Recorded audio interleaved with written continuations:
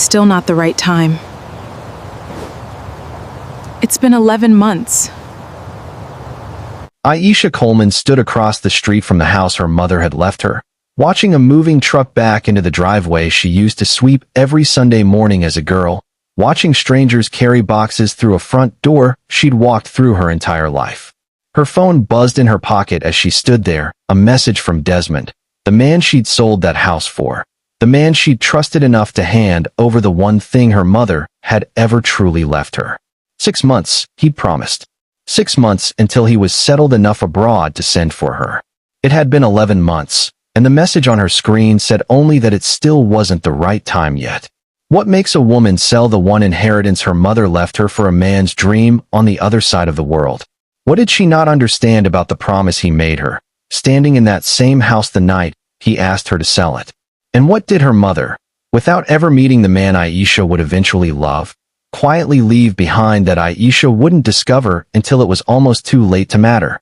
Before we dive deeper, let us know in the comments where you're watching from. We'd love to hear from you. And don't forget to hit that subscribe button so you never miss any of our upcoming videos. To understand how a decision like this gets made, you have to go back nearly 6 years to the early version of a relationship that looked, for a long time, like exactly the kind of partnership worth building a life around. Aisha met Desmond Roth at a mutual friend's graduation party, both of them 26 at the time, Aisha working steadily as a physical therapist, and Desmond deep into the early, grinding years of an aerospace engineering career that hadn't yet caught the break he believed it deserved. He was serious about his work in a way Aisha found compelling rather than exhausting. Someone who talked about propulsion systems and materials science with the same intensity most people reserved for talking about their families, and Aisha, drawn to people who knew clearly what they wanted, found herself pulled into that intensity almost immediately. Their early conversations, she remembered, rarely stayed on the surface for long. Desmond had a habit of asking real questions rather than the polite, forgettable ones most people trade at parties, wanting to know what she actually found meaningful about physical therapy beyond the paycheck, listening carefully enough to her answer that she found herself telling him things she hadn't planned on sharing with someone she'd just met. She left that party with his number and a feeling she didn't fully trust yet, but couldn't quite shake either. The sense of having met someone whose ambition might eventually become part of her own story. Their first 2 years together moved at the comfortable pace of two people building something steady, moving in together within 18 months, splitting bills and responsibilities in a way that felt, to Aisha, like the natural architecture of a partnership headed somewhere permanent. Desmond talked often, even in those early years, about a specific kind of opportunity he was chasing professionally, an advanced propulsion fellowship offered by a handful of specialized aerospace firms overseas, most notably a highly competitive program run out of a firm in Germany that accepted only a handful of engineers worldwide each cycle. He applied for the first time during their 3rd year together and didn't get in, a rejection he absorbed quietly but carried for months afterward, throwing himself even harder into the specialized coursework and side projects he believed would eventually make him a stronger candidate. Aisha supported him through that stretch the way she'd support him through most things in the years that followed, adjusting their weekends around his study schedule, celebrating small technical milestones she only partially understood because she understood clearly how much they meant to him. He applied a second time during their 4th year together, a cycle that ended in a longer, more encouraging rejection, one that specifically noted he'd been a strong candidate who simply hadn't yet accumulated enough specialized field experience to edge out competitors from larger firms. Desmond treated that letter almost like a roadmap, spending the following year deliberately steering his career toward exactly the kind of projects the rejection had implied he was missing.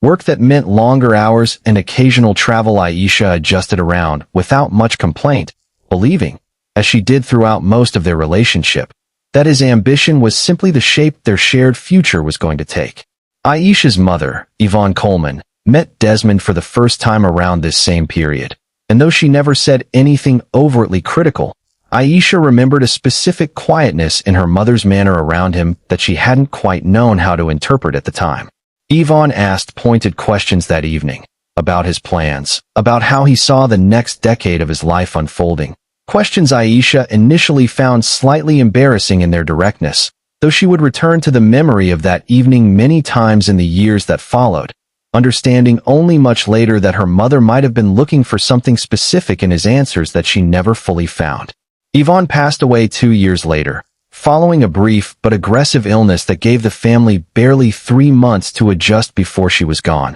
a loss that hit Aisha with a force she hadn't fully prepared for despite the warning. Yvonne left the family house to Aisha outright in her will. The same modest 2-story home in the neighborhood where Aisha had grown up, paid off completely years earlier through decades of careful, disciplined saving that Yvonne, a school administrator for most of her working life, had managed without ever making a show of it. Those final 3 months remained, for Aisha, some of the most difficult and clarifying of her entire life, spending as much time as her work schedule allowed sitting with her mother, listening to Yvonne talk in a way she rarely had before about her own life, her own choices, the specific pride she'd taken in raising Aisha largely on her own after Aisha's father left when Aisha was still young. Yvonne spoke often, during those weeks, about the importance of a woman always having something entirely her own to rely on, advice Aisha absorbed at the time as general wisdom rather than anything specific, not yet understanding how directly it would eventually apply to her own life. Desmond visited during those final months as well, present enough that Yvonne's last real assessment of him, delivered quietly to Aisha one afternoon while he'd stepped out of the room, was simply that he seemed like a good man who loved her, a comment Aisha held onto tightly in the years that followed, even as she eventually came to wonder whether her mother's assessment that day had been complete honesty or a final act of gentleness toward a daughter she didn't want to burden with doubt in. Her last weeks, Aisha grieved slowly over the following year, keeping the house largely as her mother had left it, unwilling yet to change much of anything inside it, using it occasionally as a quiet retreat from the apartment she still shared with Desmond a few miles away. Desmond, for his part, was gentle and patient with her grief during that stretch, showing up in ways that reminded Aisha why she'd built a life with him in the first place, cooking dinner on nights she couldn't manage it, sitting with her through several difficult anniversaries, without ever rushing her toward feeling better than she actually felt. She spent many of those quiet visits to the house simply walking through each room, touching furniture her mother had chosen decades earlier, occasionally finding small handwritten notes tucked into drawers or between cookbook pages, Yvonne's specific, careful handwriting a small, unexpected comfort each time she encountered it. She never fully unpacked the house's contents during that year, unable yet to make any permanent decision about what would eventually happen to the rooms her mother had shaped so completely, content instead to simply let the space exist exactly as Yvonne had left it while she figured out what came next. It was roughly 18 months after Yvonne's death that Desmond received the offer he'd spent nearly 6 years chasing, the German fellowship program finally extending him a formal acceptance following his 3rd application cycle, a genuine, hard-earned professional achievement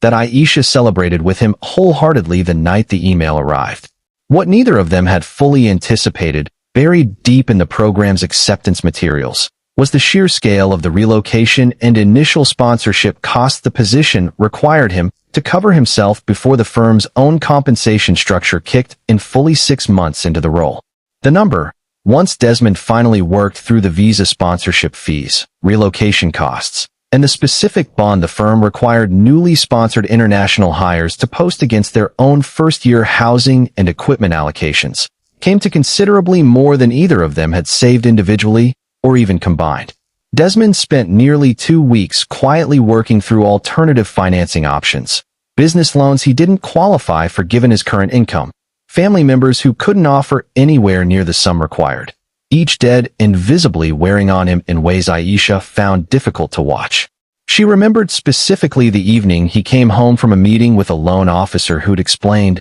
gently but clearly, that his current income and credit history simply didn't support financing anywhere close to the amount he needed, watching him sit at the edge of their bed for a long time afterward without saying much of anything. Aisha sat beside him that night, not yet offering the house as a solution, simply present with him in a disappointment that felt, at the time, like something they were carrying together rather than something that would eventually separate them so completely. He called 2 former colleagues who'd relocated for similar international opportunities in prior years, hoping one of them might know of financing options specific to this kind of visa sponsorship situation. Conversations that yielded sympathy, but no real solutions. Both colleagues having funded their own relocations either through employers signing bonuses Desmond's own firm didn't offer at his level, or through family wealth neither Desmond nor Aisha had access to. By the end of that second week, Desmond had exhausted nearly every avenue he could think of,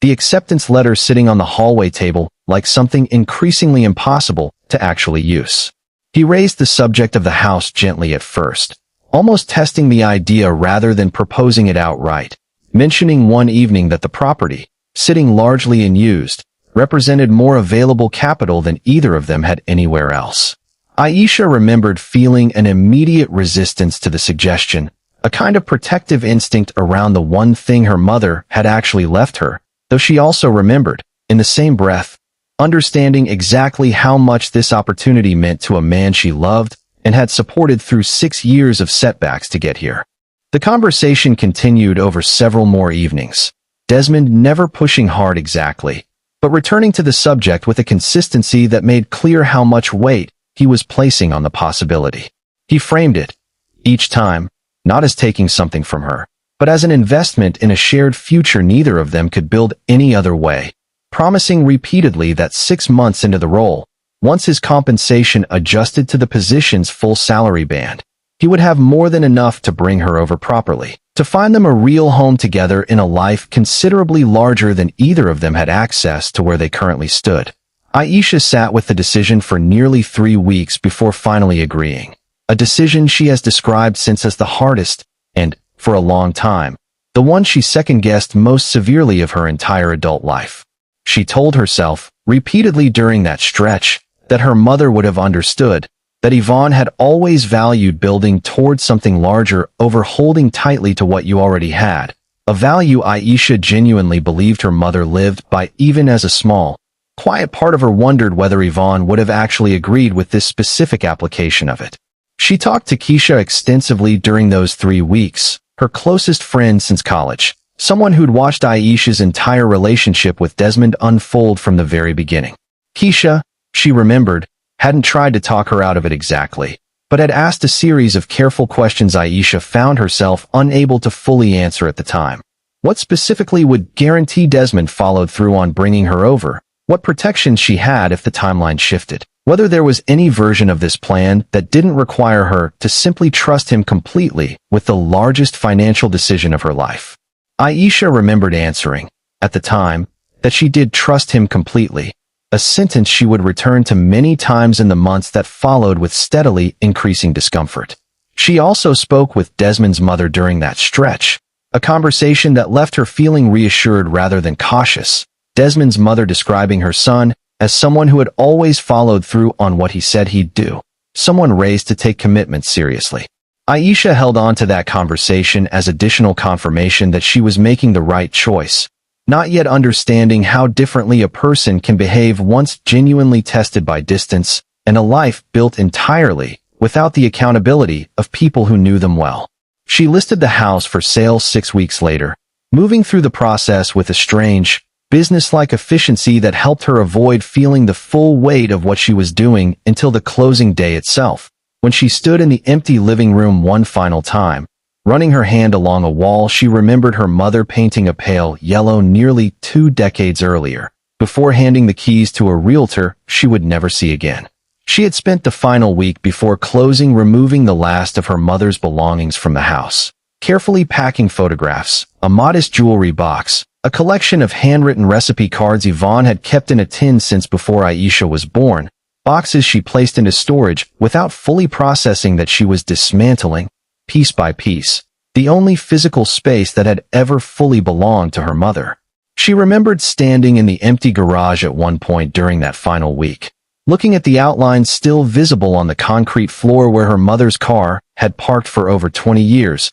and allowing herself, briefly and privately, to cry in a way she hadn't let herself since the funeral. The proceeds, once every closing cost and the full sponsorship bond were accounted for, left barely enough for Aisha to secure a modest one-bedroom apartment of her own and cover several months of expenses while she adjusted to a single income, a financial reality considerably tighter than anything she'd navigated in years. She told herself it was temporary, a bridge to the life Desmond had promised was only 6 months away, a timeline she circled mentally on calendars she never actually marked, counting down privately in a way she didn't fully admit to anyone, including herself. Desmond left for Germany 3 weeks after the sale finalized, the goodbye at the airport warm and genuinely emotional on both sides. Desmond promising again, with what Aisha believed at the time was complete sincerity, that this separation was simply the price of building something considerably better than either of them could access separately.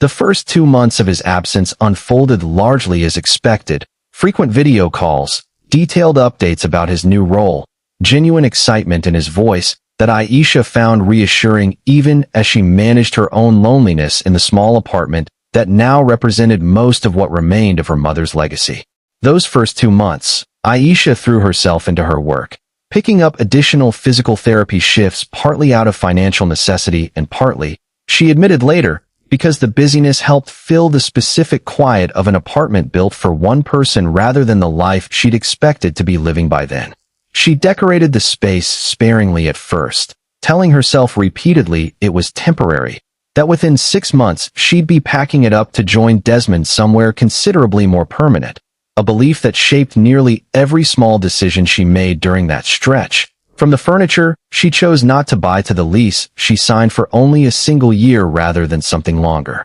She spoke with her mother's memory often during those early months. She admitted later, narrating small updates in her head the way she might have shared them out loud if Yvonne had still been alive, wondering what her mother would have made of the entire arrangement, whether she would have offered quiet support or the same pointed questions she'd once asked Desmond directly at their very first meeting. The calls grew less frequent starting around the 3rd month, a shift Desmond attributed each time to the demanding early pace of the fellowship program, long hours, a steep technical learning curve, a schedule that left him genuinely exhausted by the time he could have called. Aisha accepted these explanations without much resistance initially, understanding intellectually that a demanding new career in a foreign country would naturally consume enormous amounts of his time and attention, though she noted, privately, a subtle shift in the tone of the calls themselves, a growing vagueness whenever she asked specific questions about his day-to-day life there.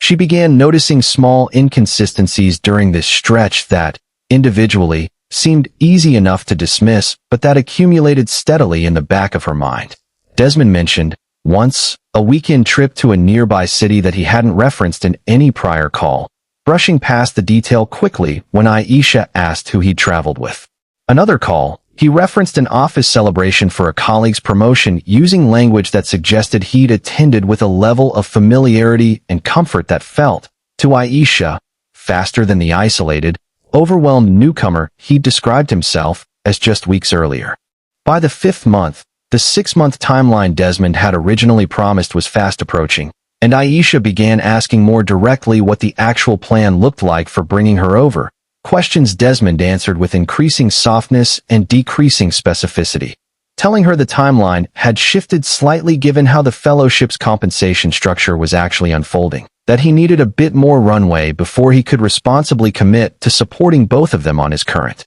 earnings. Aisha, still trusting him fundamentally despite the growing unease building quietly beneath her patience, agreed to extend her own expectations without much argument. She remembered specifically the call where he first mentioned the delay, sitting on her small apartment balcony afterward for nearly an hour, replaying his exact words, trying to decide whether the explanation genuinely made sense or whether she was simply choosing to accept it because the alternative felt too enormous to face directly. She called Keisha that same night, and Keisha, gentle but honest as always, told her simply that she trusted Aisha's own instincts more than she trusted any explanation Desmond was offering from 4,000 miles away. The 6th month came and went without any concrete plan materializing, Desmond's explanations growing thinner each time Aisha raised the subject, until their conversations settled into an uneasy pattern where Aisha stopped bringing up the timeline directly at all,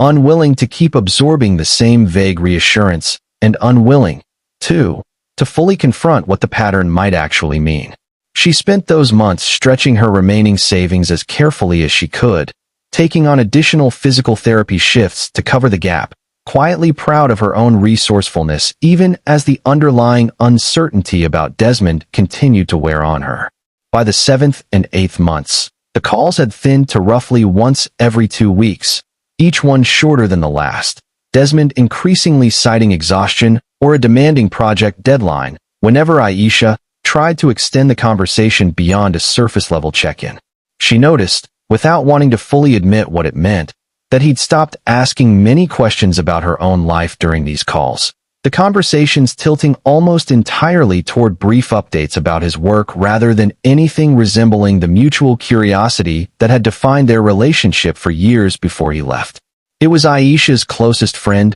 Keisha Manning, who first noticed something that shifted the entire situation, scrolling through a mutual acquaintance's social media account roughly 9 months into Desmond's absence and recognizing him clearly in the background of several photos from a dinner party in Berlin, seated beside a woman the caption identified, casually and without any apparent awareness of the significance, as his fiancée. Keisha sat with the screenshot for nearly a full day before deciding how to tell Aisha, ultimately choosing to show her directly rather than let her stumble onto it alone. Keisha drove to Aisha's apartment that evening rather than simply sending the screenshot over text, wanting to be physically present for whatever Aisha's reaction turned out to be. She remembered sitting on Aisha's couch for nearly 10 minutes making small talk before finally working up to showing her the photos, watching Aisha's face carefully as she scrolled through them, ready to catch whatever came next. Aisha stared at the photos for a long time once Keisha finally showed her. The composition of the image so ordinary and celebratory, Desmond smiling in a way she recognized completely, his arm around a woman Aisha had never seen before in her life. She didn't cry immediately, moving instead into a strange, focused calm that surprised even her, opening her laptop that same evening and beginning to quietly piece together a fuller picture of exactly how long this other relationship had actually been developing. What she found, over the following days of careful searching through public social media accounts and mutual connections, unsettled her considerably more than she'd braced for. The woman, a German logistics coordinator named Greta who worked at a firm near Desmond's own office, appeared in photos with him dating back nearly 7 months, meaning whatever had started between them had begun almost immediately after Desmond arrived, well before the 6-month promise to Aisha had even technically expired. She traced the timeline carefully across dozens of photos, watching the relationship's visible progression through casual group outings in the earliest images to increasingly intimate, coupled photography by the 5th and 6th months, a pattern that made unmistakably clear this hadn't been a sudden development, but something that had been building steadily nearly the entire time. Desmond continued telling Aisha the delay in bringing her over was simply about money and timing. Aisha spent the better part of a week absorbing this discovery in relative silence, telling only Keisha the full extent of what she'd found, moving through her physical therapy shifts on something close to autopilot, while privately reorganizing everything she believed about the last year of her life. She found herself returning, again and again, to the closing day at her mother's house, replaying the specific moment she'd handed over the keys, understanding now that she'd given away the one tangible piece of her mother's legacy to fund a future that had apparently never actually included her at all.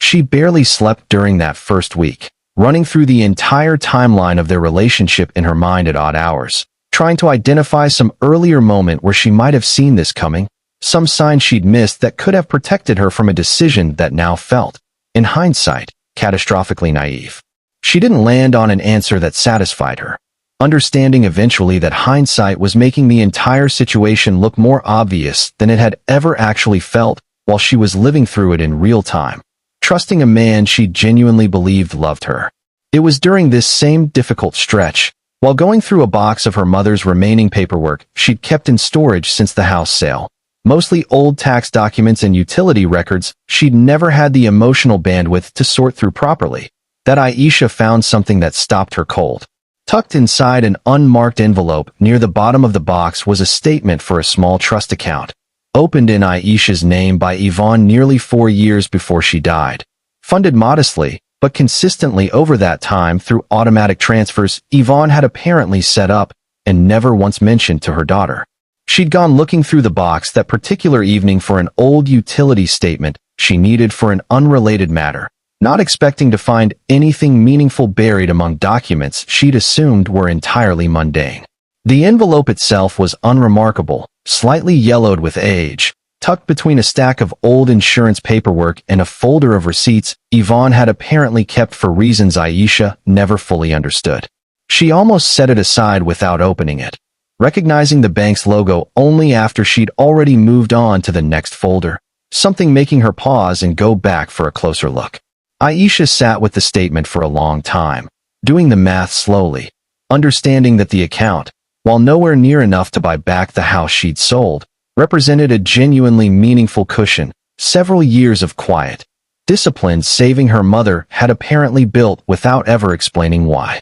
She called the bank the following morning, confirming the account was real and fully accessible to her. The representative on the phone explaining that the account had simply been sitting untouched, waiting for Aisha to eventually claim it whenever she was ready. The representative walked her through the account's history over the phone, showing a steady pattern of modest automatic transfers beginning almost exactly 4 years before Yvonne's death. Contributions that continued reliably every month without interruption until the final weeks of her illness, when Yvonne had apparently still been managing her own finances closely enough to keep the transfers going even as her health declined sharply. Aisha found herself oddly moved by that detail specifically, the image of her mother, likely already unwell, still quietly protecting this account without ever mentioning its existence. Aisha spent the days following that discovery turning the timing over in her mind, unable to stop wondering whether her mother had somehow sensed, without ever saying anything directly, that Aisha might one day need a version of security separate from whatever life she built with someone else. She remembered, with new weight, that pointed evening years earlier when Yvonne had asked Desmond so many careful questions about his future plans, wondering now whether her mother's quiet skepticism that night had planted the seed for exactly this kind of contingency, a safety net Yvonne built silently rather than voicing any doubt out loud that might have driven a wedge between her daughter and the man she loved. She thought often, during this period, about her mother's specific style of care throughout her entire life. The way Yvonne had always preferred quiet, practical action over direct conversation whenever she wanted to protect her daughter from something, a pattern Aisha recognized clearly now in the trust account's existence. She found herself wishing, more than once, that her mother had simply told her directly all those years ago, though she understood, even in that wish, that Yvonne had likely chosen silence specifically to avoid ever undermining a relationship Aisha genuinely believed in, choosing instead to build a foundation Aisha would only need, and only fully appreciate, if things went the way they eventually did. Aisha reached out to Desmond directly once she had the full picture assembled, requesting a video call rather than continuing to let vague text messages carry a conversation that finally needed to happen in full. He answered looking noticeably more settled than she remembered from their last several calls, a version of himself that had clearly built an entire comfortable life on the other side of a promise he'd stopped actively working toward keeping. She'd rehearsed the conversation more than once in the days leading up to the call, deciding deliberately not to open with accusations, wanting instead to see how much of the truth he would offer voluntarily before she revealed exactly what she already knew. She asked him first, simply, how things were going, watching him answer with the same increasingly generic updates he'd been offering for months. No mention anywhere of Greta, no acknowledgement that anything in his life had fundamentally shifted since he'd left. I saw the photos, Desmond, Aisha said, watching his expression shift the moment she said it, any remaining pretense falling away almost instantly. He didn't try to deny it, exhaling slowly before admitting that the relationship with Greta had started earlier than he'd ever intended to let happen, describing it in a tone that suggested he'd rehearsed some version of this explanation many times without ever finding the courage to deliver it proactively. He talked about growing apart, about the distance changing something between them that he hadn't expected, language Aisha found almost insulting in how conveniently vague it managed to be about 6 years of history and one very specific, very tangible sacrifice she'd made on his behalf. You didn't grow apart from me, Desmond, Aisha said. You built an entire new life the moment you landed. using money from the house my mother left me. And you let me believe for 9 months that you were still building toward bringing me into it." He tried, at one point, to reframe the timeline slightly, suggesting the relationship with Greta hadn't become serious until closer to the 6th or 7th month, a distinction Aisha found meaningless given that his promises to her had continued unchanged straight through that same period regardless of what else was developing in his life. She told him plainly that the exact month didn't matter nearly as much as the fact that he'd kept accepting her patience and her sacrifice, while quietly building an entirely different future in the same breath. He offered something resembling an apology, though it arrived wrapped in enough justification and soft language about timing and circumstance that Aisha found it did very little to land the way an actual apology might have. She asked him directly whether he intended to repay any portion of what she'd contributed toward his relocation, a question he answered with visible discomfort, explaining that most of the funds had already been absorbed into securing his current apartment and the equipment bond required by his firm, that meaningful repayment wasn't realistically something he could offer anytime soon. Aisha didn't push the point much further, understanding somewhere in that conversation that pursuing repayment would likely cost her more in time and energy than it would ever recover, and that whatever she needed to rebuild, she was going to need to build largely on her own regardless of what Desmond eventually did or didn't pay back. She ended the call without much ceremony, telling him simply that she hoped the life he'd built was worth what it had cost her, a line she meant less as bitterness and more as the plainest, most honest thing she had left to say to him. She sat with her phone in her hand for a long while after the call ended, not crying exactly, more absorbing the strange finality of having said everything she actually needed to say to him. She texted Keisha a single line letting her know the call was over, and Keisha showed up at her apartment within the hour without being asked twice. The two of them sitting together well into the evening, saying very little,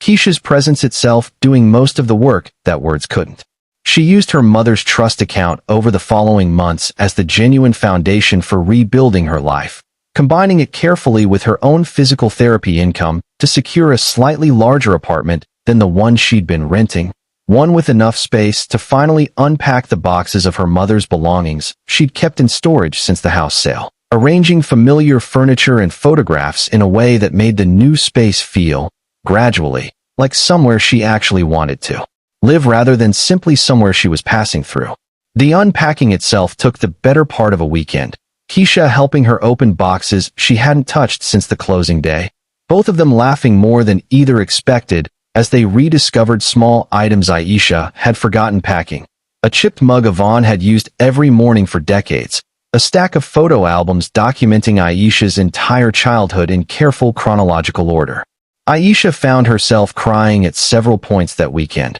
though the tears felt different than the ones she'd cried during the house sale, less like grief over a fresh wound, and more like a long overdue release of feelings she'd been holding at a careful distance for over a year. She displayed her mother's recipe tin prominently on a shelf in her new living room, a small act that felt, to her, like reclaiming a piece of continuity Desmond's departure had briefly threatened to erase entirely. She began cooking some of Yvonne's old recipes for the first time since her mother's death, calling an aunt occasionally to confirm a detail she couldn't quite remember, slowly building a new kind of relationship with her mother's memory that felt less fragile than the version she'd been protecting so carefully in the months right after the funeral. Keisha remained a steady presence throughout the entire rebuilding process, showing up for the unpacking, the small housewarming Aisha eventually hosted once the new apartment finally felt like her own, the quiet Sunday check-ins that replaced the version of support Aisha had once relied on from Desmond.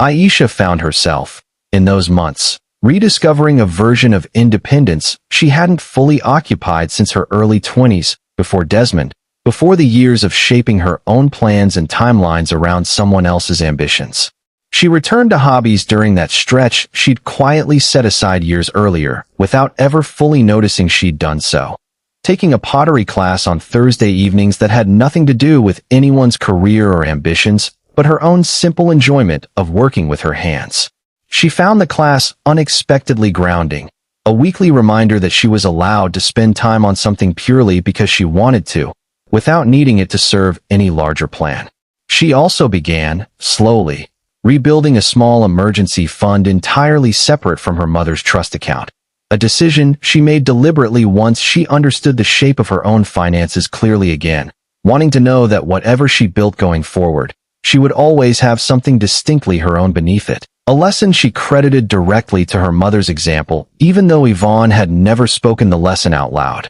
She met Elijah Grant nearly a year later, introduced through a coworker at the physical therapy practice where she still worked, a structural engineer with a considerably steadier, more grounded relationship to his own ambitions than Desmond had ever shown. Their first few conversations felt refreshingly uncomplicated to Aisha, Elijah asking about her life with genuine curiosity, but without the intensity that had once made Desmond's attention feel so consuming. A difference Aisha noticed and appreciated more than she expected to. Aisha moved slowly with him, deliberately, unwilling to repeat the pattern of quietly absorbing someone else's plans as the default shape of her own future, something Elijah, once she eventually explained the full weight of what she'd been through, seemed to understand and respect without needing much further explanation. He asked thoughtful questions about her mother during one of their early conversations, listening carefully as she described Yvonne's quiet strength, telling her afterward that he hoped he'd have the chance to meet someone like that someday, through the way Aisha carried her mother's memory forward in her own life. Their relationship developed at a pace that felt, to Aisha, considerably healthier than anything she'd experienced with Desmond, built on mutual curiosity rather than one person's ambition steadily absorbing the other's plans. She found herself, nearly 2 years after selling her mother's house, sitting in her own apartment surrounded by her mother's furniture and photographs, genuinely content in a life she had rebuilt almost entirely on her own terms. Elijah proposed to her roughly 2 years after they met, choosing, deliberately and with obvious thought, to do it in her apartment rather than anywhere elaborate or public, understanding without needing to be told that Aisha's relationship to grand romantic gestures had grown considerably more complicated since Desmond. He asked her there, surrounded by her mother's belongings, telling her afterward that he'd wanted Yvonne to feel present for the moment in whatever way that was still possible, a gesture that moved Aisha more than almost anything else he could have said or done. She said yes, and the wedding they eventually planned together, modest and intentional in a way that felt entirely different from the enormous, distant future Desmond had once promised her, took place a year later in a small venue not far from the neighborhood where she'd grown up. She wore a piece of her mother's jewelry that day, a simple gold bracelet Yvonne had worn for decades, a detail Aisha specifically requested be included in every photograph taken that afternoon. Keisha stood beside her throughout the ceremony, the two of them sharing a long look during the vows that carried the full weight of everything they'd been through together over the preceding several years, a silent acknowledgement neither of them needed to put into words. Aisha's aunt, the same relative who'd helped her reconstruct some of Yvonne's old recipes, spoke briefly at the small reception afterward, telling the gathered guests that Yvonne would have been enormously proud of the woman Aisha had become, not despite the difficulties of the preceding years, but because of how she had ultimately met them. Aisha thinks often, still, about the specific quietness of her mother's final gift, the trust account Yvonne built without ever once explaining why, a form of care that revealed itself only when Aisha needed it most rather than announcing itself in advance. She has come to understand it as the clearest example she has of what her mother actually believed about love and security, that the two were never meant to be the same thing, that loving someone fully never required surrendering the version of yourself capable of standing entirely on your own, if that love ever proved less solid than it appeared. Aisha doesn't describe the decision to sell her mother's house as a mistake exactly, when she talks about it now, careful to separate the genuine love that motivated the choice from the specific way it was ultimately repaid. She describes it instead as the most expensive lesson she's ever learned about the difference between supporting someone's dream and quietly disappearing inside it, a distinction she says she carries into every relationship and every decision now, understanding finally, years later, that her mother's quiet trust account wasn't simply money, but a message Yvonne never found the words to say directly while she was alive, that whatever Aisha chose to build with someone else, she deserved to always have something entirely her own to stand on underneath it. If you enjoyed this story, Subscribe to Psyche Tales TV for more stories about the quiet, expensive lessons people learn about love, sacrifice, and what it actually costs to build a future around someone else's dream. And tell us in the comments whether you think Aisha should have pursued Desmond further for repayment, or whether walking away clean, the way she did, was the stronger choice all along. Before you go, let us know in the comments where you're watching from. We'd love to hear from you. And don't forget to hit that subscribe button so you never miss any of our upcoming videos. Take care of yourself. I'll see you in the next one.